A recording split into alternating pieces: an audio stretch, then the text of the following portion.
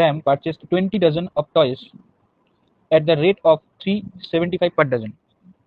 তাহলে টোটাল ওর মানে cost price যেটা হবে কত, পার ডজনে যদি 375 টাকা হয়, টোটাল সিপি কত হয়ে যাবে 20 ইন্টু 375, তা ডবল করলে কত যাবে 600 আর 150 750, মানে 7,500 টাকা, প্রচুর টাকা, 7,500 টাকা। এবার he sold each one of them at ₹33, what is বা what was his percentage profit. আচ্ছা, এটাকে এইভাবে না করে, হ্যাঁ, এটা বের করার কোনো দরকারই নাই। এটাকে এইভাবে করারই দরকার নেই, কোশ্চেনটা যেহেতু এরকম আছে, দেখ ভালো করে বুঝ।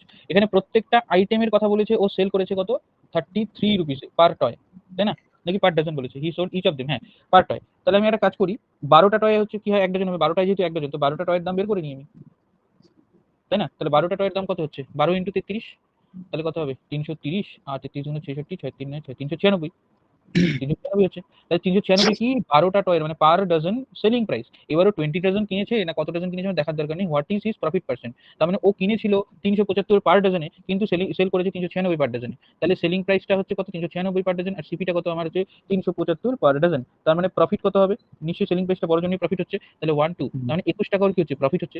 প্রফিট এবার পার্সেন্টেজ বের করতে বলেছে, তাহলে প্রফিট পার্সেন্টেজ মানে কি, total profit that is 21 rupees upon CP that is 375 rupees into 100।